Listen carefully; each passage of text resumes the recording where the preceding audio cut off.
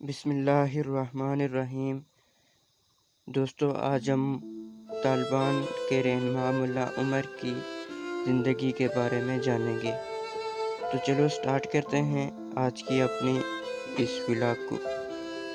ملا عمر کی طرز زندگی، خاندانی زندگی۔ ملا عمر کا تعلق ایک پسماندہ اور غریب گھرانے سے تھا۔ ملا عمر کے بقول جب ان کی عمر 3 سال تھی، ان کے والد کا سایہ سر سے اٹھ گیا تھا۔ ان کے والد کی موت کے بعد ان کی والدہ نے ان کے چچا سے شادی کی۔ ملا عمر کے چچا یعنی سوتیلے والد مسجد کے امام تھے۔ شادی کے بعد غربت کی حالت میں ہی انہوں نے قندھار سے ہجرت کی۔ جب ملا عمر تھوڑے بڑے ہوئے تو وہ کراچی آئے۔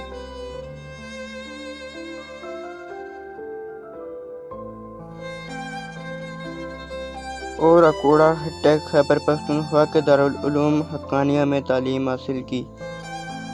ملا عمر کے 4 یا 5 بہن بھائی تھے، جس کی وجہ سے ان پر ذمہ داریوں کا ایک بوجھ تھا۔ اس وقت افغانستان کی اندرونی حالت بھی دگرگوں تھی۔ ملا عمر اپنے بہن بھائیوں کے لیے کوشاں تھے۔ اس دوران انہوں نے کئی بار کراچی اور پشاور کا سفر کیا۔ عرصے بعد وہ قندھار آئے اور ایک مسجد کے امام بن گئے۔ اسی مسجد میں انہوں نے ایک مدرسہ قائم کیا۔ جہاد کا آغاز۔ سوویت یونین کی افغانستان پر چڑھائی اور قبضے کی کوشش کے خلاف ملا عمر نے جہاد میں بھرپور حصہ لیا۔ کہا جاتا ہے کہ وہ اس وقت تک جہاد کا حصہ رہے جب تک مجاہدین، جو کہ آگے چل کر طالبان بنے، سے 1999 میں معاہدہ نہیں طے پایا گیا۔ اور جب سوویت یونین کا انخلا ہوا، اس وقت جہادی تحریک حزب اسلامی کے ایک لیڈر مولوی خالد صاحب تھے، جو کہ بہت نیک اور غیر متنازع شخصیت مانے جاتے تھے۔ ملا عمر نے انہی مولوی صاحب کی قیادت میں جہاد کیا تھا۔ ملا عمر حزب اسلامی کے جس گروپ میں شامل تھے، اس گروپ کے سربراہ مولوی محمد نبی محمدی تھے۔ جب سوویت یونین کا مکمل انخلا ہو گیا تو ملا عمر نے ڈاکٹر نجیب کی حکومت کے خلاف جہادی تحریک میں حصہ لینے سے انکار کر دیا۔ بعد ازاں وہ عام شہریوں جیسی زندگی بسر کرنے لگے، قندھار میں رہے اور اپنا مدرسہ چلانے لگے۔ ملا عمر کی شخصیت۔ جو لوگ جنہیں ملا عمر سے ملنے کا اتفاق ہوا، انہوں نے ملا عمر کو شرمیلا اور مضبوط جسامت کا حامل پایا۔ لوگوں کا کہنا تھا کہ ان کا قد 6 فٹ تھا، طبیعت میں سادگی تھی، کوئی دکھاوا یا ریاکاری کا عنصر نہیں تھا۔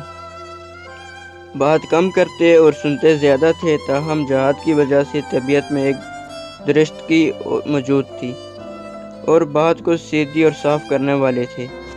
جب انہیں امیر المومنین بنایا گیا، اس وقت وہ قندھار ہی میں تھے۔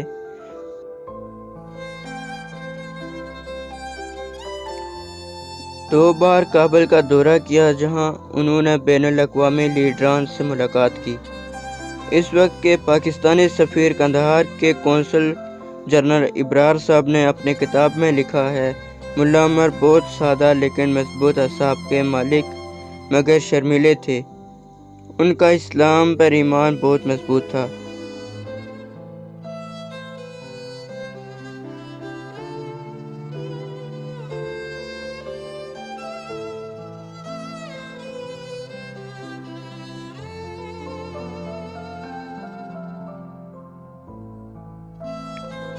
طالبان کو منظم کرنے کا کام۔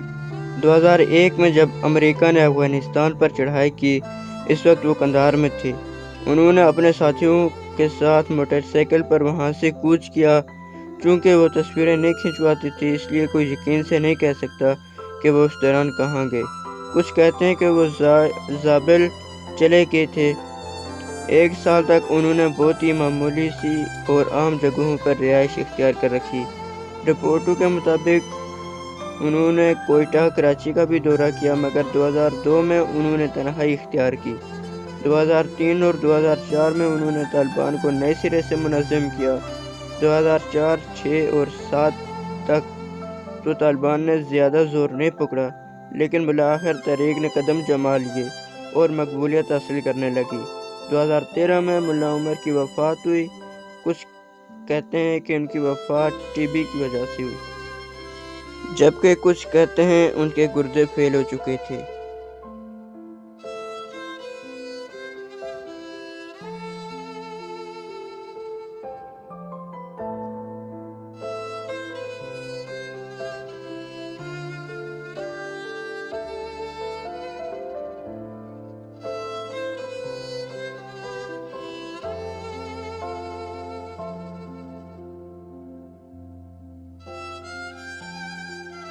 ملا عمر کی وفات کو 2015 میں ظاہر کیا گیا۔ افغان طالبان نے ان کی موت کی خبر کو 2 سال تک مخفی رکھا۔